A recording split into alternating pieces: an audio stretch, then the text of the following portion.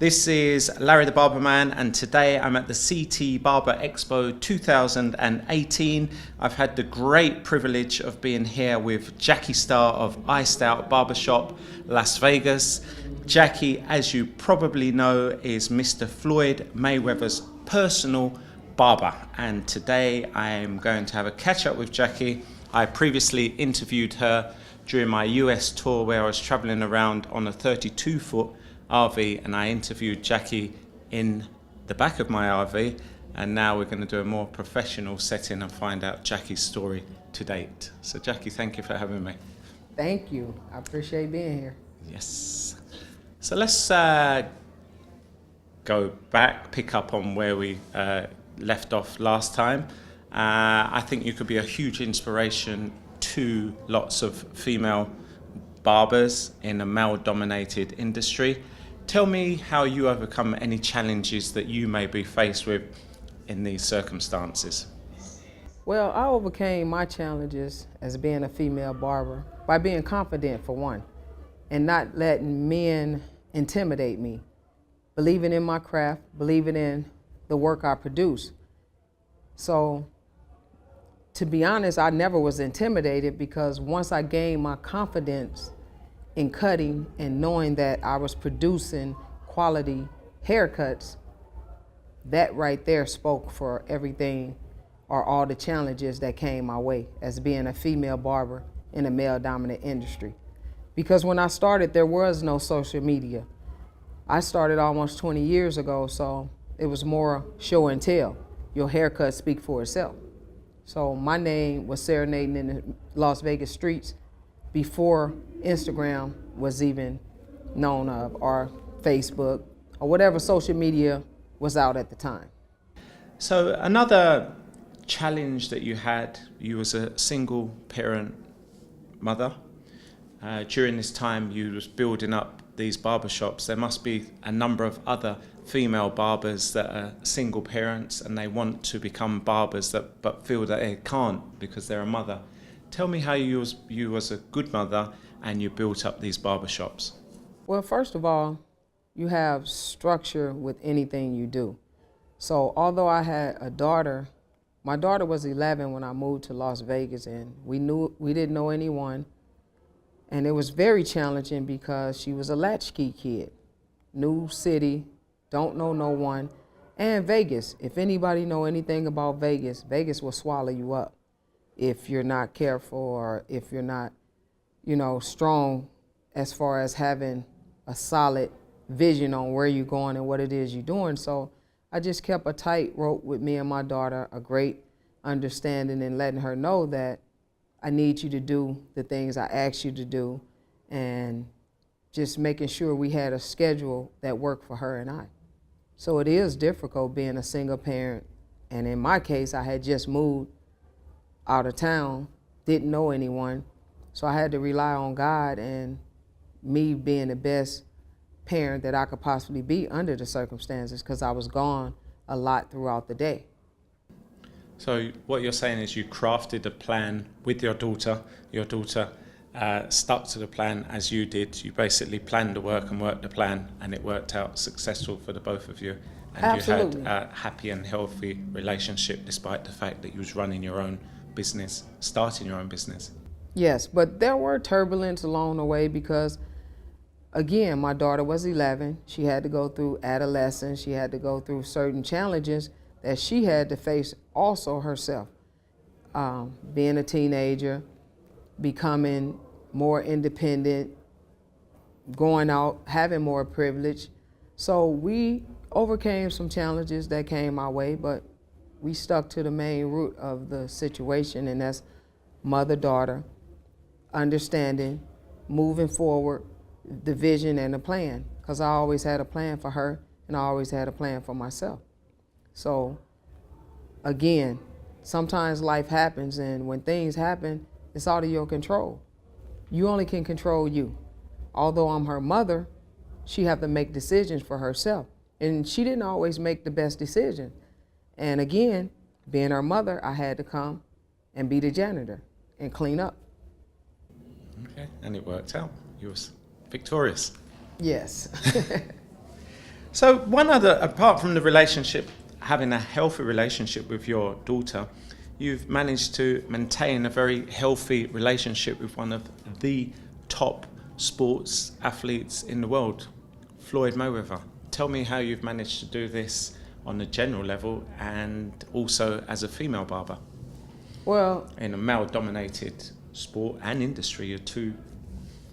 that's a very good question. Well, I managed to keep a good relationship with Floyd because, number one, I knew him since 2001 when I first moved to Vegas.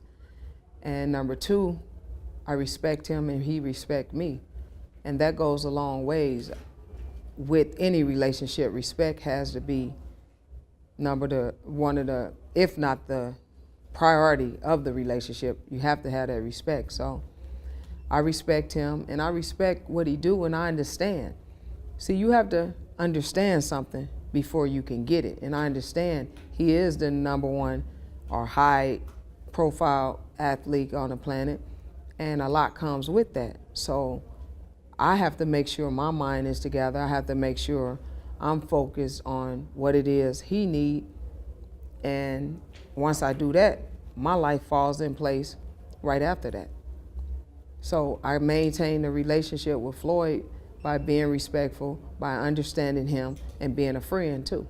Okay. And that in itself is a job. Because, I think a lot of people think that you may not be the best barber in the world because you're only having to do bald haircuts and maintain his beard. It's public knowledge all over the internet that you are paid, astronomical sums of money to maintain that bald head and that moustache. So maybe you could explain your position, why you don't need to prove yourself anymore, and that's one hell of a canvas or a foundation that you need to work on a daily basis. That's your focus. Maybe you can explain it better, Jackie. Well, the fact that it's being questioned about me cutting just a bald head or a mustache, it goes back to what I was saying. My career was at its peak before social media ever came. I was in Vegas doing my thing for many, many years, behind the chair, many, many hours, doing what I needed to do. So that wasn't just a bald head. I had to do every cut out there that the next person is doing. But again, that's what life is about. Everybody wants to reach the top. So after you reach the top, it's a certain level you have to maintain being on the top. Well, God blessed me with being Floyd Mayweather's barber. So if I'm his barber, who else I need to cut? Not that I don't want to cut anyone else or I can't cut anyone else, my time. After I'm done traveling with him, if I'm gone 2 or 3 weeks, by the time I get back home, well, I have to handle my personal affairs. I had to visit my family. I had to take care of the shops. So I don't have the time to cut anyone hair. And again, that's what we work hard for, to get to the top. So if you work hard and you get to the top, what is there to prove? I don't get into he says, she can, she can't, he can, he can't. At the end of the day, like we say, men lie, women lie, numbers don't lie, and I'm okay. I'm okay. I think it would be fair to say, I think I might be speaking out of line here. It may be fair to say that you've got two highly successful barbershops. You are the artistic director of both of these barbershops, and your haircuts are now reflected through your subordinates or your employees or your team. Absolutely. Team Jackie.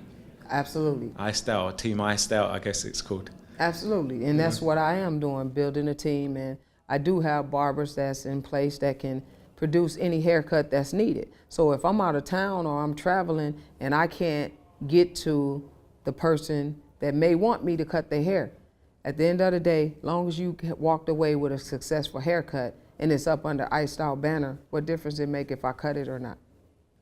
Maybe another good thing may be to tell us a little bit about your two shops, because a lot of people may see you with Floyd traveling around the world, living some kind of champagne lifestyle. I mean, there's more to it than that particular facade, but I think people need to understand that you're not a nomad barber. You have two premises. Tell us a little bit about the two premises that you have. My first location opened August the 4th, 2004. And that's been 14 years to this very year. August 2018 will make 14 years. So my shops are very successful, very well established and running, again, since 2004. And I opened the second location in 2015. I waited so long because I wanted to make sure that A, it was what I wanted to do, B, that it was ran successfully like the first one was. And with that being said, I am not there all the time, but I make sure everything is the way it's supposed to be done. I have a team of excellent guys that work at both shops, and together, teamwork make the dream work, and together we making sure that we produce quality cuts that come out of Iced Out. So Jackie, do you have any future plans either outside of working for Floyd, which is, I guess, your primary goal right now? Do you have any other plans for the future in terms for the shops, or any products or exhibitions or events? Or That's a good question. Yes, for 2018, I'll be doing the first annual Las Vegas Barber Expo along with J Majors. We're partnering up, and we're bringing the expo to Vegas. That's one of the plans. Also, I'm working on a product line. I'm working on apparel. There are different things that I am doing that I want to make sure that the industry is not forgotten about, and also keep on branding Iced Out, because again, blood, sweat, and tears came behind the name, and I've been through a lot. I've given a lot, and I want to make sure that whatever it is for the barbering industry that's needed, I'm there to do it, no matter what it is. Even this event at CT Expo, I made it happen. How, I don't know. Again, I cut Floyd before I left. So it's important to me to keep on showing face and keep on making sure that the industry lives on. So with me being able to put my product line out and different things, I just want to make sure that I'm giving the industry exactly what is needed also. Okay, and how would you say that the industry has reacted to your success, especially as a woman, on the whole? How has the industry acted to my success? The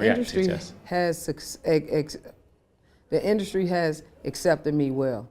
I appreciate all the barbers, all the love that I have been getting, considering I haven't been around. But but the good thing about social media is they do know and they can see what I am doing and where I am at. So I have to say the industry of barbering been great to me as far as accepting who I am, whether it's a woman or not, knowing who I cut, seeing me alone the years, you know, as you say, live the lavish lifestyle, but at the same time, maintain to be a barber, because that's what I am. I'm a barber at the end of the day, and I love being one, and I love the game. And what do you intend to bring differently to your show that you're doing in Las Vegas with Jay? Well, I plan on having something different, but I can't really speak on it because if I tell everything today, I won't have nothing for tomorrow. So I gotta keep. All right, well, give me a base structure of something that's different that can be shared. Just know that it's going down in Las Vegas, and it's gonna be an epic event. It has to be. It's gonna be an epic event because Las Vegas never had a barber expo. So with that alone, the expo is what's needed in Vegas. And will Floyd be making an appearance? Can you reveal that amount of information at this stage? I can. Yeah, I'm gonna get him there. I'll get him there. Okay, it's not confirmed, but you're going to work your magic on his bald Absolutely. head and his And beard. get him there. So he submits into a state of submission where he'll be there. Yes. Showing face. Showing face. And entourage. And And supporting. bling and money. Hey, money may. And could you share some words of advice? I want this directed not just at women, but men. If someone wanted to succeed and excel and attract, and more importantly, keep high-profile celebrity clients. Number one, consistency. Consistency is the key, along with good quality work. I say perfect your craft, be consistent about what you're doing, and stay focused, because even more so now, today, I think it's easy to get caught up in the hype. Everything is being recorded, everybody's being watched, so the distraction is easy to get distracted. And I always tell the barbers today, just worry about yourself. Focus on what you're doing and have a plan for you and your life. Because often what we do, if I'm looking this way and my focus is right here, the minute I turn this way, I'm off track. So I would say just keep a tunnel vision on where it is you're going and what you're doing. Be consistent and perfect your craft. Perfect your craft first of all, because speeding doesn't mean quality.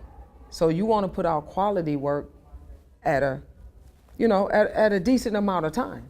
So again, stay focused on what you're doing, be consistent, and perfect your craft. Stay in your lane. And stay in your lane. Those things you'll win all the time. There you go, guys. J.Starr, she's left some parting words of wisdom for you. Take note of these words, and then you yourself can be like Jackie. You can have A, successful barbershop, B, you can have a happy, successful business relationship with working athletes, and C, enjoy the life and live the dream that you've always wanted to. Yes, and let me say this, there's only one Floyd Mayweather. No, really, meaning everybody wants to do what it takes to get to everybody wants to be at the top, but don't nobody want to put in the work to get at the top. Me, I didn't come in, oh, I want to cut celebrities, I want to do this. Some things are just God-given. In this situation, it was a God-given situation. Many are called, but only a few are chosen. So I am one of the chosen ones. Yeah, but one thing that you've missed there, yes, you procured the job, but maintained it for how many years? Over 10. With Floyd? Absolutely. There you go. That's the key too. It makes a difference. Absolutely, you're right. It's all good and well getting a celebrity client. If you only cut him once and that's going to be, your claim to fame, and you're no longer cutting his hair, then you haven't been successful. That wasn't a true procurement because you couldn't keep it. That's right. I agree. Thank you, Larry.